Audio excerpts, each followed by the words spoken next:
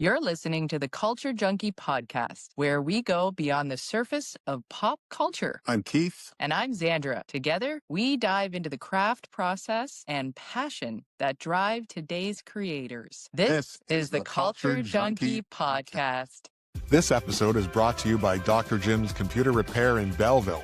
Dr. Jim now offers high-quality, compatible ink cartridges online, delivered right to your door. Same print quality, far better price. Just the right ink the first time from someone you can actually talk to. Head to drjimscomputerrepair.ca, find your printer, and start saving today. Welcome back to the Culture Junkie podcast. What are we doing this week? Today is a special one, Xandra.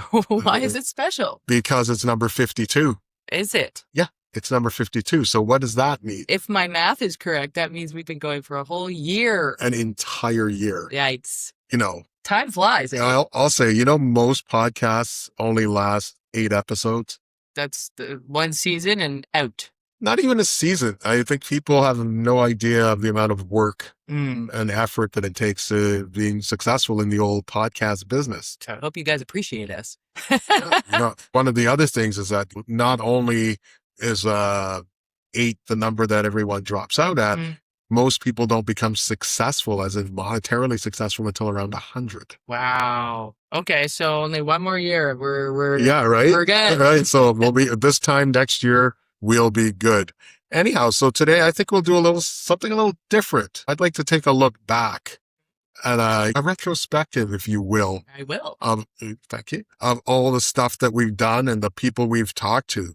Because apparently we're not done. No, we're not done. Yeah, so, looking back, how did we even get started? Ooh, one day honestly, we were talking about it for a while. Mm-hmm. It's always been great conversations with friends, colleagues, business associates, and there's so much knowledge to share. There's always going to be someone who says, my goodness, we should do a podcast, because I think other people would enjoy this conversation as well. And one day we just, we found a program that we could easily record stuff on, and Bob's your uncle. We just went into it. And then we had a few really good friends who were willing to chat with us. Mm-hmm. Nick and Gersavic were our first guests on the podcast, and it was really interesting to have them on and hear their stories. Yeah, it's really good. And Nick is still a contributor now. We need to get Gersavic. I know, Gersavic, we would love to have you as well again. Yeah. So what did you think our podcast was going to become? I wanted to talk about sports and politics and stuff like that. I have. Well, the mandate was always to talk about media, marketing, and what it's like living in this world on the internet. It's true, because, our business is media and marketing and the world on the internet. So it was always going to be a reflection of what we were doing. But I never thought it would be so wide ranging. Yeah. And there's a lot of really interesting return on investment. Like much more easy to do presentations and pitches outside of the podcast world. So it's been very positive, not just online, but in our real lives as well. Did you expect to make it to 52? I just take it one podcast episode at a time. Yeah. Well, then what do you remember most about episode 1? I believe that was the Nick Clough one. Or was it Gersavic? It was either Nick or Gersavic. What do I remember? Because you did them both back to back. Oh, I did the same day. I forgot. Yeah. Mm-hmm. What do I remember most? Being so nervous going on camera for the first time, because mostly I'm behind the camera and I hadn't been in front of the camera before. And just like all the technical possibilities and different things that might happen because we're running the camera and being on camera at the same time. And with the new program that we're using, how much easier it was than doing it on OBS, which was what I was using before, which is a very great program, free, highly suggested to anyone who is technically inclined. Right. But not something that's easy to use for just, everyday, regular Joe Schmo person. Yeah. And I find the interesting part is that when you look at a finished episode, you don't see what went into it.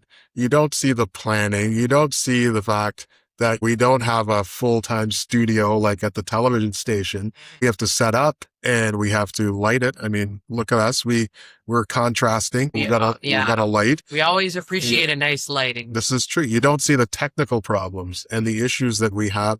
We had cameras that weren't really up for it when we started. We used the phone. Yeah, well, the phone works really well, shockingly enough. So it does make it easier for people who are coming on the podcast to be accessible. Yeah. You don't see the conversations we have before recording. But the other part is that sometimes when we stop, we have really interesting conversations. You know what? That's par for the course, honestly. Every time the camera stops, people will start relaxing. I know. And then they start talking about all kinds of interesting stuff. So here's a tip for anybody out there. You say you've stopped recording and you don't actually do it. Yeah, and then the good part comes on. It's true. I used to do a lot of wedding videography, and that's kind of how I would get a lot of candid shots. I see. Is I would say, all right, we're done here, and everybody would relax and just, not that, you're going to publish anything that's clearly ostentatious or inappropriate, but you're getting the candid moments that's what the bride and groom really asked for in the first place. But they feel a little uptight when the camera is blinking with that big red indicator on it. So, speaking of that, did you have to learn to feel comfortable on camera? Yeah, it takes a bit, and it's nerve-wracking for everybody, I think, in various levels. But the more you do it, the better you get at it. Well, for me, I always felt I didn't mind the camera part, but I feel better just speaking with someone rather than interviewing them. Yeah. I think it goes a lot better when I do that. But same. There's some people that I have to interrogate because they have a really technical thing that they want to talk about or something that they need to explain to our audience. And that gets to be a little like, so tell me about this, as opposed to having a conversation. Yeah, that's fine. I always, even if somebody is on a roll and they're going, and they could probably go for 45 minutes without me asking a question, that's fine. But I still do like to try and get in the conversation so that there is a bit of a back and forth. Yeah. One of the things that I really came to appreciate was consistency. It's very important for the platforms that we're on to be consistent. Yeah. And so our audience knows where to find us, and the algorithm knows where to the algorithm. Where to send us, Our constant friend. Yeah. And the one thing that I do find a little frustrating is that some of our best episodes were the least dragged with, recognized, or pushed to the front. Exactly. If you want to go algorithm wise. Yeah, there's a few gems, hidden gems back there, in the archives, so to speak. Well, feel free, if you're watching right now, go back and take a look at any of the episodes that you might have missed. Yeah.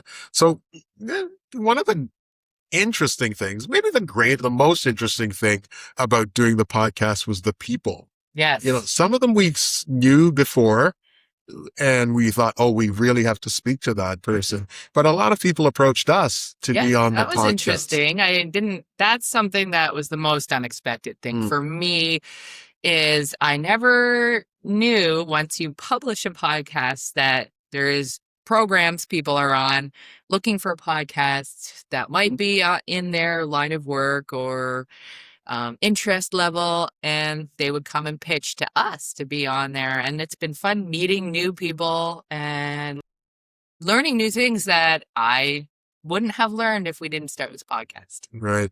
Do you know what I remember the most, which of the first few podcasts we did? What? The one about Enkidu. Oh, yes. And the movie that Angel Hamilton. Of the same name. Angel Hamilton of the Enkidu movie. Correct. Yeah.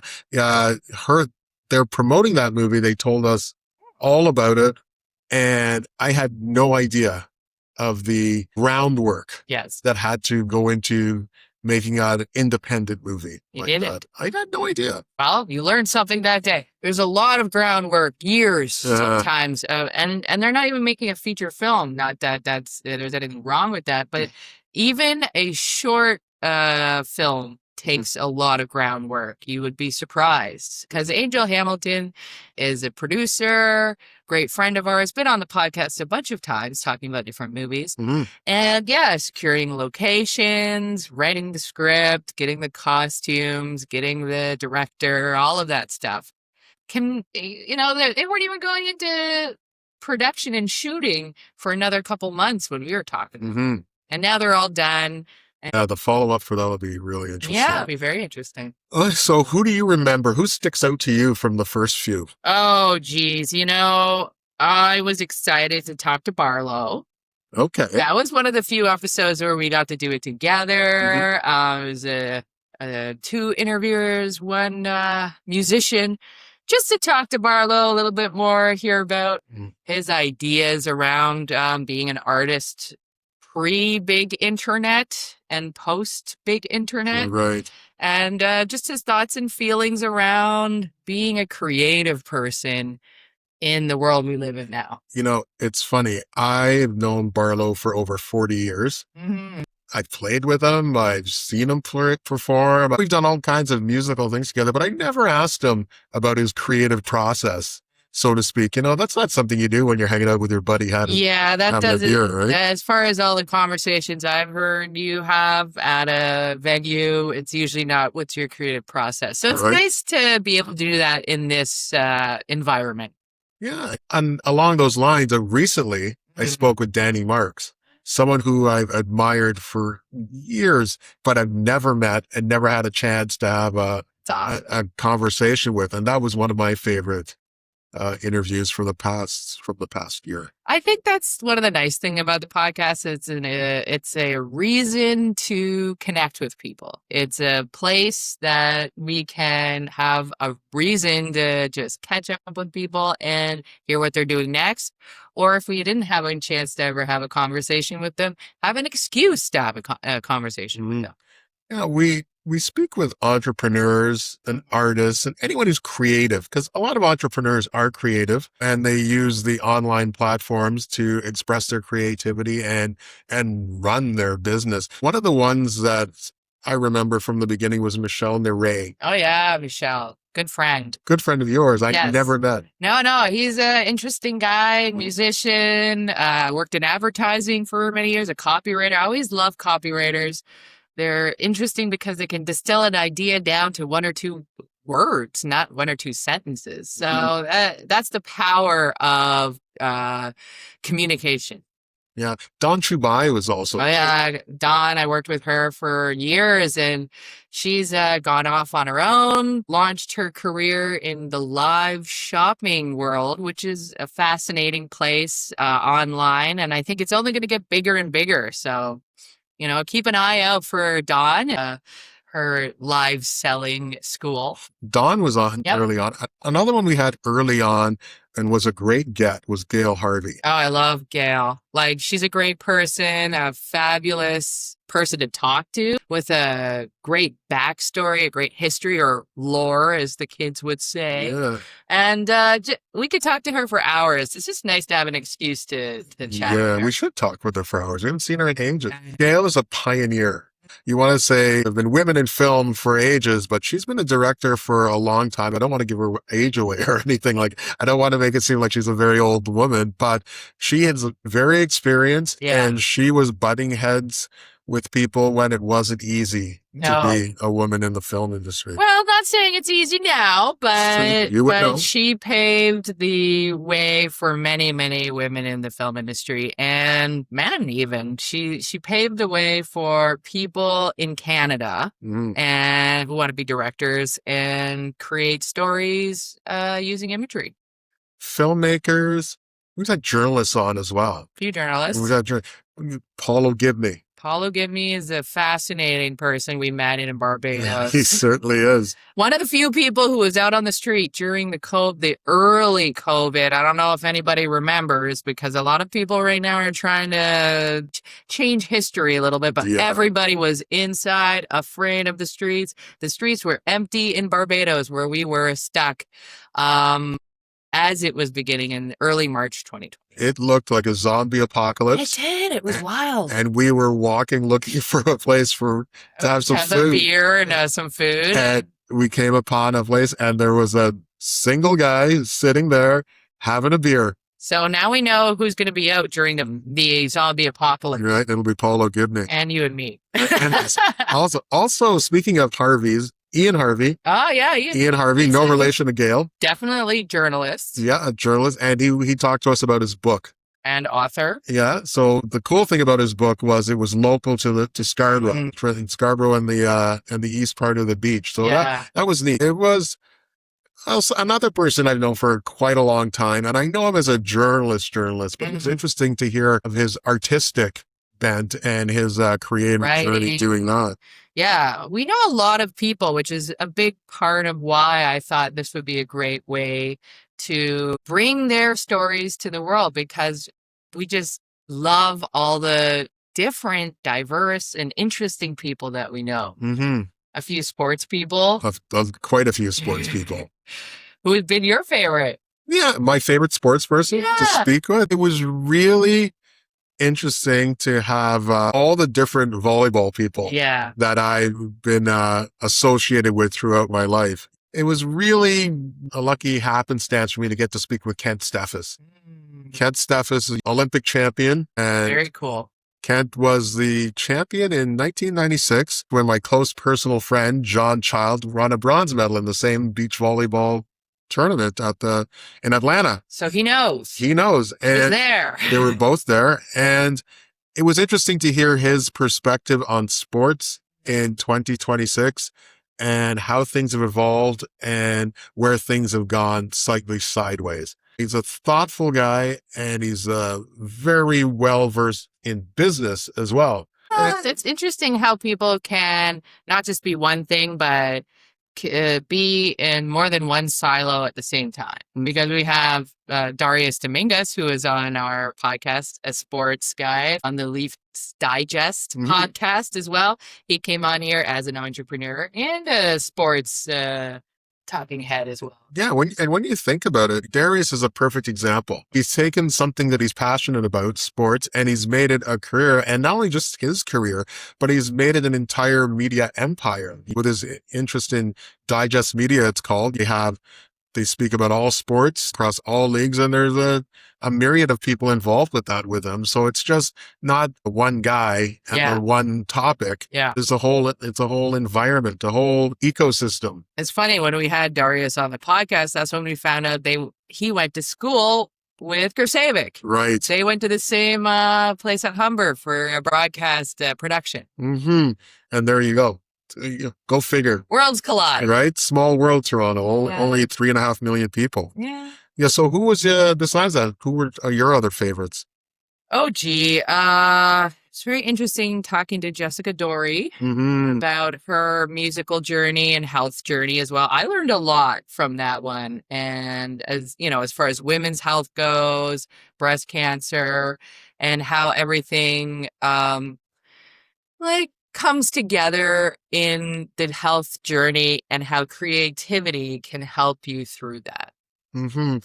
That reminds me of the Paul Abdul conversations. Very similar health challenges, but that they're not letting the challenges subvert their creativity and the way they live their lives. Yeah, those ones are very popular because I think people can relate to trial through adversity and how to overcome the mindset. No matter how your body is doing, you can enjoy life no matter what you're going through.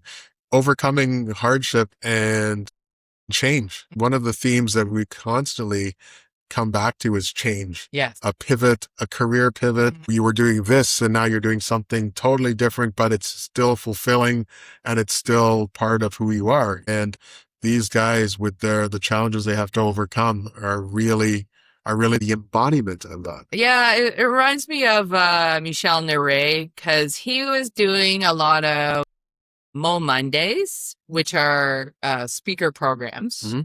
And so that's a live speaker presentation, unlike the podcast. So I was actually one of his speakers one time. Well, I think it was like 2015 or something. So this Mo Mondays would happen on Monday night, and a bunch of people would go up and do, funny talks, inspirational talks.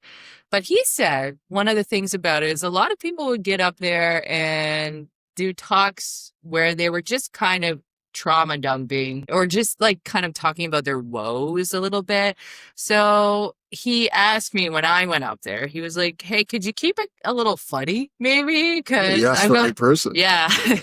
And so it was kind of interesting to see how many people want to talk about difficult things as if they're going on stage, to talk about therapy rather than have that as a private thing. Whereas I think when we talk to people going through adversity on the podcast, it's less about a therapy and more about telling us what they've learned. It seems to be less about them processing the difficulty. They've already processed it and they're giving something valuable to the audience in that post-process so that somebody can watch it and say, wow, how would I be in this situation? So it's a very selfless thing, I think, for people going through such adversity to come on here and give us their feedback on how to live life in and amongst that difficulty. Was there an episode that went somewhere you didn't expect the conversation to go? Yeah, I think a lot of what I was just saying was very much on that. Right, that came out of left field for you. Yeah. Just the fact that I kind of expected more people to come on the podcast as a processing, just like with the Michel Neray, where people showed up on, and he so much so that he's kind of changed the Mo Monday format because he doesn't want people to go and be on stage kind of as a form of their personal therapy. So I was surprised because people were really thoughtful, like Zita, Michael Grodnick. Yeah, Michael Grodnick was great to have. He was a great guy. Yeah, he's a musician, talking about his creativity. Both of them are musicians, really. And they're coming on and bringing value in a human connection. I think I might have been surprised at how much value people were bringing to us and how much it was an exchange of value. Yeah, we really do get we get a kick out of doing it. Yeah, we love it. We're having a lot of fun. I'm really enjoying it. I'm glad you are as well. Yes. I can say one thing that went a way that I didn't expect was our conversation with Josh Dorfman. He really has a great outlook and a great perspective on green products and green initiatives, not green for green's sake, but just being mindful of how you use the planet and just not waste. It's like, it's kind of that European aspect of not wasting stuff. And that had a disappointing response. I was very surprised with that because I thought it was a great conversation. I thought I asked some fabulous questions. And Josh was very engaging, great speaker, very practiced, a professional, and people were kind of negative in and around any initiative like that. Sometimes some things get picked up later on. So just like your Jordan Lucas video, that kind of got picked up big after another demographic of people Hmm. heard about him for the first time, and suddenly it kicked off again. Yeah, that short has had many lives. Yeah, But- so if you want to go watch his Jordan Lucas short, Mhm. check out the shorts section on the channel. Yeah, you might find out something about my life. Mm-hmm. It's another perspective that I have is I expect a certain answer and I get exactly the answer, Mhm. and then I don't know what to ask next. Does that ever happen to you? Most of the people who come on are very excited to talk about their lives and stuff. Even if I think if they're very nervous, then I have to kind of pull it out of them. Mhm. But I've been doing interviews for a long time, like before the podcast. That's true. So this is not quite a podcast question because I started doing interviews for a TV station in 2001.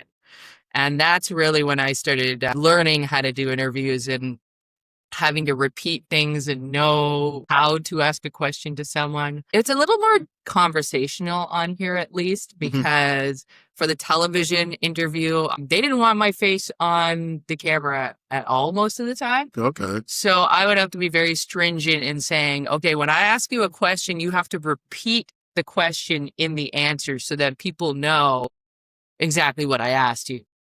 Right. Because I wasn't a reporter with the microphone doing the whole thing. I was off camera reporter. So it's a little easier this way because I don't have to be so stringent in my question asking, and I can just sort of conversationally let them take the lead. And then I try and steer them back into a conversation that makes a little bit of sense. Because if you don't steer people, we could end up in the weeds somewhere talking about who knows what. And that happens to me. Anyway, that's why you're the professional. And so when you think about the range of subjects we've covered, we have AI, we have politics, business, culture in general, media, social issues. What's been the common thread? Well, I try and keep a common thread of media and marketing and how creativity connects people. So if it's not about online expression, online communication, and marketing, then it's usually about some type of creativity. And they all I think any person of any kind of business or artist, they can connect in that kind of way. So what have you learned about interviewing people? Even though you had a great deal of experience before, I'm sure you've learned something. Oh, yeah. I've definitely learned just to relax a little bit more in front of the camera, and I've learned not to chew gum. Right. That was an old one. Also, an old lesson I had to learn back in 2004. Let them talk. Have you learned anything about yourself? I talk with my hands a lot. You do. You do. How about you, Mr. Well, yeah. I've learned a lot about editing. Yeah, I bet. Because I have to edit out the 5,000 times I say, in every podcast. Yeah, it's interesting because everybody around your age says a lot. Uh-huh. Everybody around my age says like. Okay. So I've learned a lot about filler words. Right. I've learned a lot about creating content and the process behind it. So much about final production, the final product is done before in preparation. Well, it should be. It takes so much preparation to get all of these things together. If it's not, then it's a mess. Yeah. In post-production. There you go. Can't fix it in post? Sometimes you can't, but I think I spent about 250 hours editing a short film that was only maybe 13 minutes long. Because for whatever reason, we didn't do pre-production appropriately, and that was a tough lesson to learn. So you didn't make that mistake again. Correct. Okay. So what did you learn about our audience? That they're interested and they're listening. Yeah. Thank you for listening, Absolutely. everybody. I appreciate that's something I didn't expect. Honestly, I just thought we'd throw it out there, and whether or not anybody picked it up or was interested or not, was beside the point because we're doing it for us. Yeah, we like it. I like So, talking to you. yeah, and I'm just excited that people find value in what we're saying and they are interested. The other thing that has really struck me is that people want to hear what we think. Some of our most well received episodes are ones where we're just discussing what's going on. Well, I do have to remind myself, even though I'm a human person, I am an expert and I have a long career in production and film and television. So sometimes my thoughts are not too shabby around stuff. So what do you think is the biggest mistake we made? Oh God, biggest mistake. Should have gone to Vince's father-in-law's funeral instead of doing that. Instead of doing that interview. But, Yeah, well. But oh, you mean podcast? Yes, podcast. You can cut that up later. I don't think I will. Podcast mistake. It's just I take the mistakes because there's a million little mistakes. You know, I don't know what biggest mistake, and the million little mistakes are picking the wrong mic, forgetting to hit record, or whatever. You know, all those little mistakes. The technical details. Yeah, I mean those are tough, but they're all a learning experience. Okay, so then what's the best decision we've made? Best decision we've made, as far as the podcast is concerned. Okay. I think buying the new camera. I was going to say that. I was going to say the new camera is amazing. Yeah. Look at us. Yeah. Well, upgrading our gear in general is something that we're continuously going to do. Mm-hmm. Hey, leave a comment below on any suggestions. We're open to all kinds of feedback and solicitations. Yeah, solicitations, right? Okay, so we've had 52 episodes. 44 guests. Yep. We reached 36 countries. Wow. Mostly English speaking. Fair. We have some. We've got some followers in Finland. The most watched episode was Paul Abdul. Right. The most watched short was the guest. Jordan Lucas. Absolutely, Jordan Lucas. But the numbers just happened. Yeah. They happened. They don't necessarily tell you why they happened. There's a lot of things we still don't understand as to what will be or what won't be popular. Yep. I just throw it out there. I post on all those social media sites. So, if it gets picked up, a lot of people came over from Xandra. I haven't seen anybody come over from there yet. All right. Yeah. But A is a social media platform. Yeah. EH. EH. Like Canadian A. Like that. Yeah. So that I want to support the Canadian initiatives and social media sites, and it's going to take them the same amount of time as our podcast took to get some traction. So just keep throwing it out there. People are very gregarious over there, and they're very into being supportive. A lot of posts on Blue Sky. So I think that might be where our Finnish population came from. So hey, everybody in Finland. Was there a difficult guest for you? The one was hard to prepare for? Hard to prepare for. Yeah. There was the first people who reached out that I didn't know. Right. Any one of the people I didn't know, that was difficult for me because I'd be like, oh, okay, now I'm gonna interview someone I never met, don't know what their history is. I don't know how it's gonna be. I don't know if they're gonna be a difficult guest. Difficult as in, who knows? They could not show up on time. Right. They could, who knows what their internet connection's going to be like. They could be on a different time zone than me. It's a bit nerve-wracking when you're meeting somebody for the first time and about to interview them. Right. So it's good to have a sense of who they are a little bit, and so you have to do a bit of research beforehand. So you're walking in there with some some knowledge. So that I find is a bit difficult compared to just like interviewing an old friend. Well, speaking of interviewing an old friend, I had the opposite tough time keeping it on topic. We had so many things to talk about, so many good old days kind of thing, and so many misadventures Yeah, there was a few that you're like, I can't say this. A few I said, and we had to leave it on the cutting room floor. Probably best. Yeah. You know, one of the people that I really didn't know very well was Susie. And I interviewed her. She's an animator and graphic design artist. And she's a neighbor. And I just kind of was like, hey, do you want to be on the podcast? We were really interesting to talk to you and hear about your life story. Fascinating life story. Really interesting career. Highly suggest you go back and take a look at the whole episode.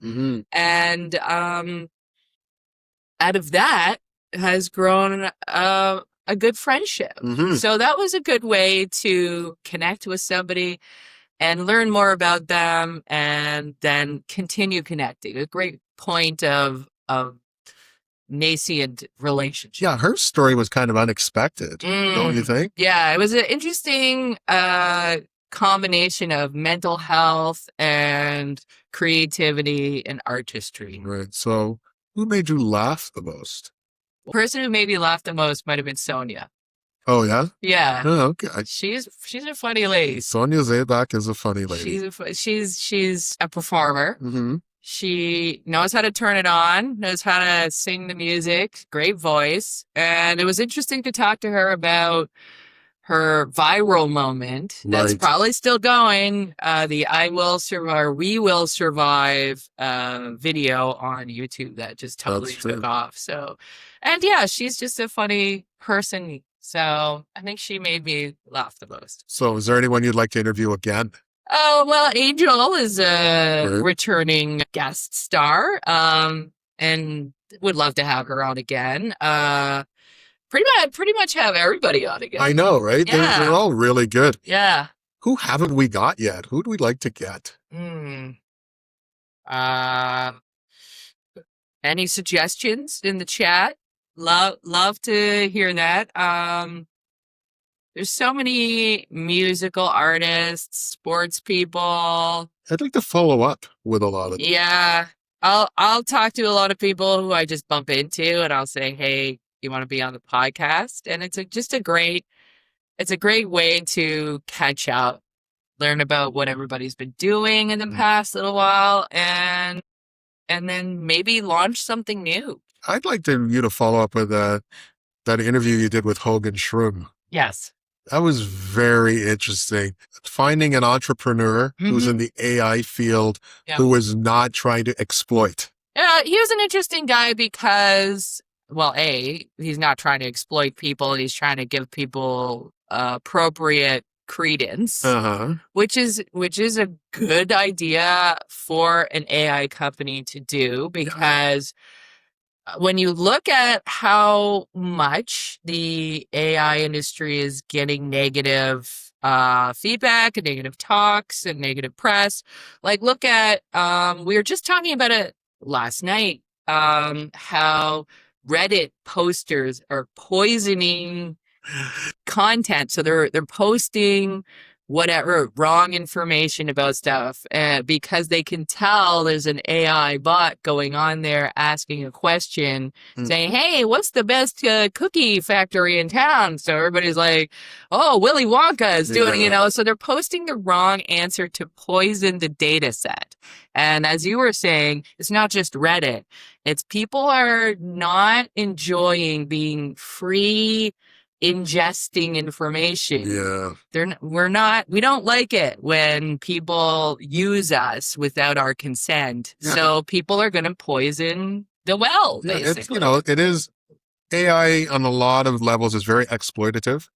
And it was really refreshing to hear from someone who thinks like we do, that there's a place for it as a tool, but it shouldn't be harvesting our information and using us as. Yeah. Well, it always comes back to the person wielding the tool. Back to the Hogan Shroom. He's a very interesting person because not only was he wanted to go to film school, but he ended up in advertising. Right. Just like me. Sounds like somebody I know, right? Yeah. So, Xandra, since we're talking about just like you, if you could go back a year, what would you tell me about this podcast business? What I tell you? Yeah. What would you tell? What would you tell me or tell yourself with this perspective? Well, I've honestly, I don't want to like toot my own horn or anything, but I kind of figured it was going to be a positive experience, which is why I said we should do it anyway. Mm-hmm. Let's put our time and effort into doing it. I didn't really know exactly what the positive outcomes would be, but I think that's kind of an okay thing. Sometimes you don't have to know what it's going to be before you start out. And I think that's good for any journey is you figure it out when you're there. Mm-hmm. Honestly, that's like one of the things that I got out of going to Burning Man is didn't know what I was going to get out of it. And then I'd go there and I'd learn a lesson, right. Meet a bunch of new people that I didn't know what it was going to happen. I'd come back and be like, didn't see that happening. Right. Didn't see that coming. So it's very similar with this is I wasn't sure what I was going to do. I guess if I needed to go back in time and tell us something is to say, just trust your gut and have some fun. Speaking of trusting your gut, trust your gut and check out Xandra's Burning Man movie. Oh, yeah. Okay, so this is the part that I'm looking forward to talking to you about the most, right? Really? Okay, so where do we go from here? I mean, again, I just take it one episode at a time. Wow. One day, just put one foot in front of the other. Oh my God, you sound like a sports guy. Just one game at a time. One game at a time. Well, it is very similar when you get down to the nuts and bolts of stuff, right? And I think one of the things that we've been focusing on is trying to get 1% better. More would be better each time, but at least 1% better each episode, whatever that means. Whatever we're doing, we're trying to just like, maybe we got a new camera this time. We do. Maybe, we got new lights. Maybe we're just interviewing for longer, better, faster, more, stronger. I don't know. Just 1% better. I think that's what we should focus on. I'd like to expand our conversations. We've had a lot more sponsors come on. We have the opportunity to feature a lot more fine products and really exciting things. And also give shout outs to people we collaborate with as well. We've got a lot of opportunity for content. We have a lot of opportunity, I think, to increase the number of shorts we put out in and around the episode. It's true. We started out using short segments of the episodes as content, but as we had more and more content, we ran out of time. It's all about time. It would be nice to have more time to cut everything down and have more fun, but I think we use the time we have pretty well. Yeah, I think I'm going to use the skills we required in order to take a step forward in our video post-production. We have the opportunity to insert video, insert shorter clips, make it look more cinematic, more news, more like a news platform, and less like a straight up podcast where we're just ahead talking. I think we can spruce it up a little bit. Yeah, get 1% better at least. 1%. That's what I think is the plan. And honestly, that's what I try and do just in everyday life, whatever that means. It also takes a lot of pressure off because I don't know about you, but I know a lot of people, let's say it's January 1st and everybody's making their New Year's resolutions. I think a lot of people take on a little bit too much and then they get disappointed. They disappoint themselves. I just realized this is our New Year's resolution time, isn't it? Basically. Basically. So I think just making those small achievements and small attainable goals is is the plan for achieving the goals instead of making a huge, I'm going to get a 6-pack by February 15th or whatever, or whatever the normal New Year's resolution plan is. It's just make smaller ones and then just keep making more. So every week we've been making a resolution to, okay, this week we're going to figure this out. And that week we're going to figure that out. And it's just, by the end of it, you do move forward without the intense pressure of being perfect. Because you know what the great saying in ADHD land is? It doesn't have to be done. It has to be perfect. There you go. I'd like to take a page from Leah Hamilton to show more behind the scenes stuff. Oh, people are fascinated by what goes on behind the scenes. It's true. No. Leah Hamilton's got first of all, our interview was so fun. She also made me laugh so much. Another Belleville local, as well as Sonia Zaback. But I'd love to see what's going on with Elevation Hall and all her behind the scenes and background information and stuff like that. Follow her on Instagram or one of her platforms that she's on, because she's always, boy, is she a mover and shaker. She's moving and shaking. Oh my goodness. Yeah. An interesting lady. And it's always so inspiring to talk to all these creative people who are also entrepreneurs and just making stuff happen. And they're connecting with each other and creating these networks of people that do more than just the sum of their parts. Yeah, so before we finish, is there anything you'd like to say to the audience? Thank you for listening to us. I hope that you get some value from some of our thoughts and some of our expertise and some of just our blunders while we're learning along the way. And hopefully that we can inspire anybody out there to do whatever they want to do too. Because it's not just about us achieving our goals. It's us saying, hey, if we can do it, you can do it too. Absolutely. It's probably the biggest thing I've learned over the first year is that it's all about the audience. You tell us what you want to hear. You tell us what you like. Even when you don't say anything, we can figure it out, right? You're still saying something. Yeah. For us, it's about the conversations. Yeah. We're curious people and we like to ask questions, but also we're willing to listen. Absolutely. We're willing to listen to anyone's opinion. We have our own opinions. I think it's pretty obvious what our opinions are, but we'll hear you out, We'll definitely listen, because that's part of what Culture Junkie is all about is listening to different perspectives from all over the world. Well, if you've been with us from episode 1, thank you. If this is your first episode, also thank you. If you discovered us somewhere along the way, that's also great too. You picked a pretty good place to start no matter where you come on. And I would just like you to subscribe, follow us, and stay tuned for all the changes we're going to make in the next 52 episodes from the Culture Junkie podcast. One episode at a time. 53 coming up soon. All right. Have a good day.